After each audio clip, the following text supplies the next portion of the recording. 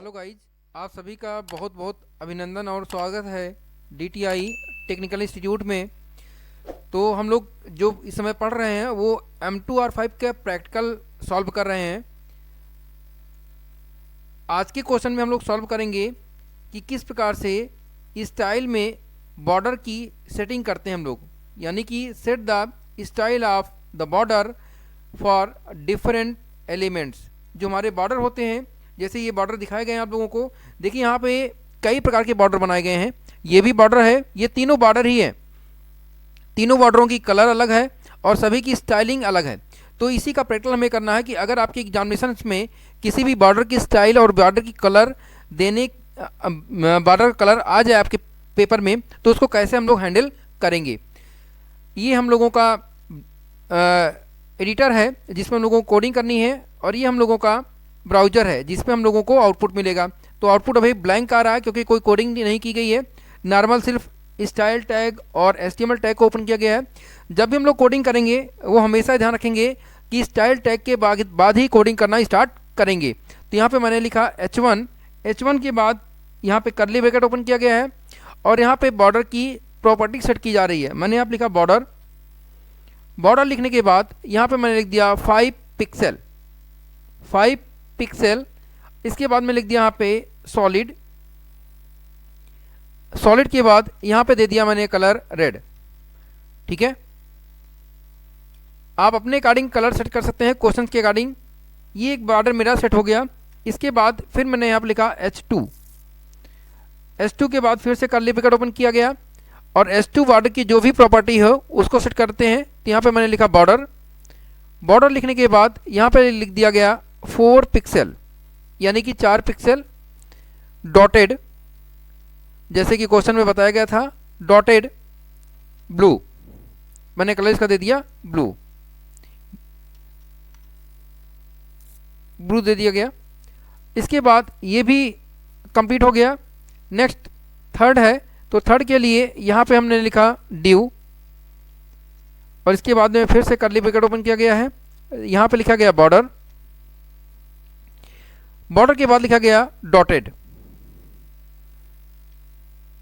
के बाद मैंने कोई भी कलर नहीं दिया। आप चाहें तो कलर दे सकते हैं, वो आपके ऊपर होता है या आपके क्वेश्चंस के ऊपर होता है। ठीक है, नेक्स्ट यहाँ पे स्टाइल टैग को क्लोज कर दिया गया।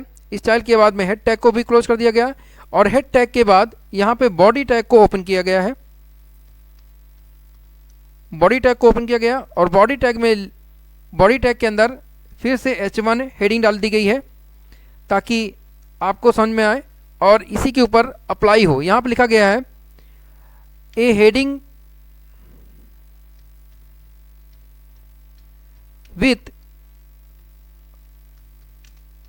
अ सॉलिड रेड बॉर्डर। ये एक प्रकार से कमेंट होगा जो कि H1 में सेट किया गया था। ठीक है, देन यहाँ पे फिर से लिखा गया H2 और H2 में लिखा गया ए हेडिंग विथ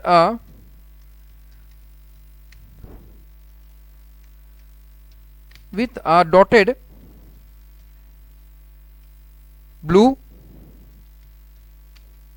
बॉर्डर। आप कोई और भी कमेंट देना चाहें तो दे सकते हैं अपने अकॉर्डिंग से। फिर यहाँ पे ड्यू के अंदर जो लिखा गया था, जो हम लोगों ने प्रॉपर्टी दी थी, उसके लिए भी सेट कर देते हैं। यहाँ पे लिखा गया ए ड्यू एलिमेंट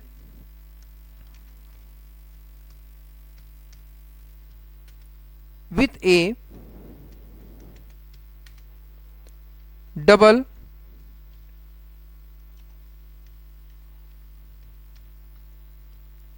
बॉर्डर। इतना सेट कर दिया गया। इसके बाद में HTML टैग को क्लोज कर दिया गया और इसको हम लोग सेव करते हैं। जैसे हम लोग सेव करेंगे, सेव करने के बाद अपने ब्राउज़र पे जाएंगे। ब्राउज़र पे जाने के बाद रिफ्रेश करेंगे तो देखिए हमारे सामने वही आंसर हम लोगों को मिल गया। ठीक है, यहाँ पे देखिए बॉर्डर तो आ गया। सबसे ऊपर जो बॉर्डर है वो रेड कलर में है, ये जो बॉर्डर है वो रेड में है, ये देखिए ब्लू में है, कलर में है, डॉटेड में है। यहाँ पे ये इसका कलर नहीं दिया गया है और ये ब्लैक में है। तो इस प्रकार से अगर हमारे क्वेश्चन में बॉर्डर बनाने के लिए आ जाएगा तो हम लोग आसानी से इसको बॉर्डर बना सकते हैं। देखिए एक चीज़ और भी ध्यान रखते हैं, यहाँ पे देखिए जो बताया गया है यहाँ पे डॉटेड कर दिया गया है, ठीक है। अगर इस डॉटेड को हम लोग हटा दें और यहाँ पे कर दें डबल, क्या कर दें, डबल, और डबल लिख के मैंने इसको सेव कर दिया क्योंकि यहाँ पे डबल दिया गया था, डॉटेड हो गया था वहाँ पे। इसको सेव करते हैं और सेव करने के बाद जब हम लोग यहाँ पे जैसे ही जाके रिफ्रेश करेंगे, देखिए यहाँ पे जो हमें बॉर्डर दिखाई दे रहा वो क्या है, डबल लाइन में है। देखिए थोड़ा सा जूम कर दे रहे हैं, देखिए ये जो बॉर्डर है वो किसमें है, डबल में है। तो इस प्रकार से अगर आपको बॉर्डर की कलर या बॉर्डर की स्टाइल या बॉर्डर सिंगल में है या डबल में है, अगर क्वेश्चन आता है तो इसको आसानी से सॉल्व किया जा सकता है। तो चलिए ये क्वेश्चन तो हम लोगों का सॉल्व हो गया। दूसरे क्वेश्चन की तरफ चलते हैं। दूसरे क्वेश्चन में बताया गया है कि the background position y property. देखिए दो चीज़ें होती हैं, एक होता है एक्स और दूसरा क्या होता है, वाई। तो यहाँ पे पूछा गया है वाई की प्रॉपर्टी के विषय में। देखिए यहाँ पे क्वेश्चन है, here the background image will be positioned in the centre of the element on y axis. देखिए ये हमारा ब्राउजर है, इसके वाई एक्स के सेंटर में एक इमेज है। ये मेरा क्वेश्चन है, हमारा मतलब ओ लेवल का क्वेश्चन है। इसी क्वेश्चन को सॉल्व करना है हम लोगों को। तो चलिए इस क्वेश्चन को सॉल्व करने के लिए कोडिंग करना शुरू करते हैं हम लोग और अप्लाई करते हैं। ये हमारा एडिटर है, एडिटर में जो मैंने लिखा था पहले इसको सब कुछ मिटा देते हैं ताकि हट जाए, सब कुछ एकदम न्यू हो जाए। सिर्फ स्टाइल टैग को छोड़ देते हैं, इसको सेव कर दिए। स्टाइल टैग के अंदर में ही लिखना होगा। यहाँ पे मैंने लिखा ड्यू, और ड्यू के बाद यहाँ पे कोडिंग करते हैं विड्थ। विड्थ दिया गया है, विड्थ में मैंने सेट कर दिया 250 पिक्सल। देन इसके बाद हाइट, हाइट सेट की कर दी गई है, वो भी 250 पिक्सल है, दोनों सेम है। इसके बाद मार्जिन, मार्जिन सेट कर दी जा रही है। मार्जिन को ऑटो कर देते हैं, मार्जिन ऑटो हो गई है। उसके बाद में यहाँ पे बॉर्डर, बॉर्डर को दिया जा रहा है सॉलिड,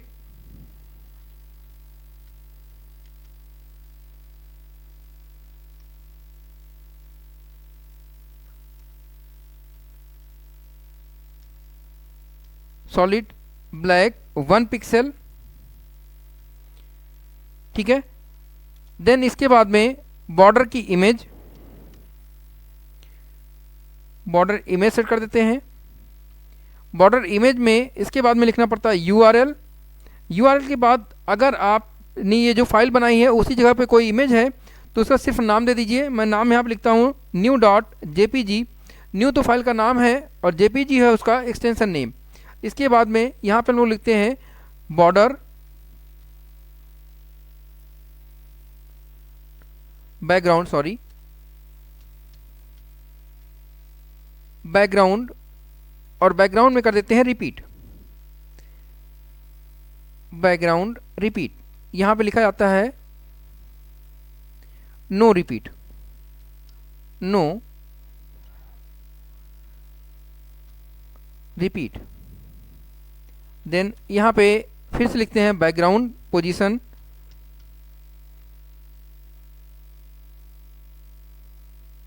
बैकग्राउंड पोजीशन, और बैकग्राउंड पोजीशन को कर देते हैं यहाँ पे बैकग्राउंड पोजीशन के बाद यहाँ पे लिखते हैं वाई, ठीक है, क्योंकि वाई यहाँ पे सेट किया गया था, वाई के विषय में था, और वाई कहाँ पे था, सेंटर में, ठीक है। एक चीज़ यहाँ पे थोड़ी सी मिस्टेक हो गई है, यहाँ पे जो लिखा गया है बॉर्डर इमेज, यहाँ पे बॉर्डर इमेज की जगह पे होगा बैकग्राउंड इमेज। क्या होगा, बैकग्राउंड इमेज।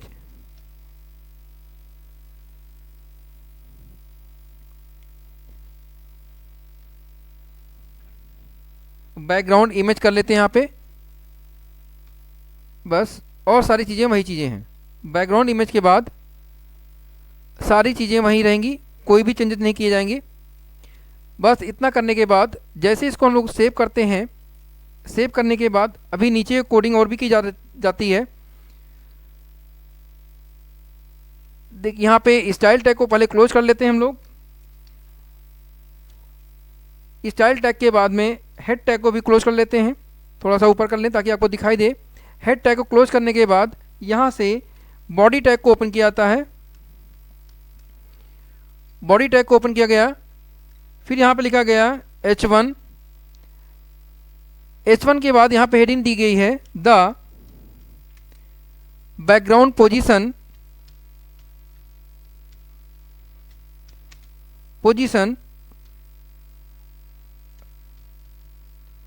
प्रॉपर्टी। इतना सेट करने के बाद हम लोगों ने H1 को क्लोज कर दिया। H1 को क्लोज करने के बाद अगर हम लोग चाहें तो और भी कुछ लिख सकते हैं, और नहीं तो यहाँ पे ड्यू टैग लिखते हैं। मैंने ड्यू को कॉल किया और ड्यू को क्लोज भी कर दिया, ठीक है। देन हम लोगों ने यहाँ पे बॉडी को क्लोज कर दिया और HTML ऑलरेडी पहले से क्लोज है। बस इतना करने के बाद इसको मैंने सेव किया। सेव करने के बाद जब हम लोग अपने ब्राउज़र पे जाते हैं और यहाँ पे रिफ्रेश करते हैं तो देखिए हमारे पास सेम वही जो हमारे क्वेश्चन में पूछा गया था, सेम वही कोडिंग आ गई। यहाँ पे लिखा हुआ द बैकग्राउंड पोजीशन प्रॉपर्टी, और यहाँ पे एक इमेज है। इस इमेज में ये वाई एक्सिस के सेंटर में है, जैसा कि क्वेश्चन में पूछा गया था। देखिए इस क्वेश्चन में बोला गया था ना कि जो हमें बैकग्राउंड की पोजीशनिंग होगी वो क्या होगी, वाई एक्स की होगी, तो ये वाई पे ही है, ठीक है। चलिए इसको समझ लेते हैं पहले। यहाँ पे देखिए, यहाँ पे दिया गया है ये विड्थ है और ये हाइट है। मार्जिन इसकी क्या की गई है, ऑटो। बॉर्डर जो दिया गया है सॉलिड ब्लैक में दिया गया है। बैकग्राउंड इमेज में कोई इमेज सेट की गई है। ये इमेज जो होगी डेस्कटॉप पे ऑलरेडी पहले से रखी गई है, ठीक है, और उसका नाम क्या है, न्यू। और ये फाइल किस प्रकार की है, जेपीजी प्रकार की है। यहाँ पे बैकग्राउंड को रिपीट में नो रिपीट लिखा गया है। ये क्यों लिखा गया है, यहाँ पे अगर हम लोग नो रिपीट को हटा देते हैं, मैंने इसको हटा दिया, और जैसे मैं अपने ब्राउज़र पे जाऊँगा, इसको रिफ्रेश करूँगा, तो देखिए इस बॉर्डर के अंदर कई सारी बैकग्राउंड इमेज आ गई, ठीक है। तो यही रिपीट ना होने पाए इसलिए यहाँ पे लिखा जाता है नो रिपीट। उसके बाद यहाँ पे लिखा गया है बैकग्राउंड पोजीशन वाई सेंटर। अगर वाई की जगह पे हम लोग एक्स लिख दें, क्या होगा देखिए, अगर वाई की जगह पे एक्स लिख देंगे और सेव करेंगे तो देखिए इसकी जो पोजीशनिंग हो गई वो क्या हो गई, एक्स अक्ष पर हो गई है। तो इस प्रकार से हम लोगों ने अपने क्वेश्चन को, जो क्वेश्चन दिया गया था उसको सॉल्व किया। और एक चीज़ आगे बढ़ते हैं, यहाँ पर देखिए ड्यू को जो कॉल किया गया है, कॉलिंग का मतलब होता है ये तो डिक्लेरेशन है, ये डिक्लेयर किया गया है, और यहाँ पे इसको क्या किया गया है, कॉल किया गया है। तो इस प्रकार से हम लोग अपने क्वेश्चंस के अकॉर्डिंग पेपर को सॉल्व कर लिए हैं। अगर आपके क्वेश्चन में इस तरह से क्वेश्चन आ जाते हैं पेपर में तो इसको आसानी से सॉल्व किया जा सकता है। और एक चीज़, जब भी कभी आप लोग प्रैक्टिकल एग्जामिनेशन देने जाइएगा तो उसमें घबराना या नर्वस मत होइएगा, क्योंकि जो क्वेश्चंस आते भी रहते हैं उसमें भी आप क्वेश्चन को गलत कर देते हो। तो क्वेश्चन को पहले आप पढ़िएगा अच्छे से, पढ़ने के बाद हिंदी और इंग्लिश दोनों में, और पढ़ने के बाद फिर उसका आंसर दीजिएगा। Thank you.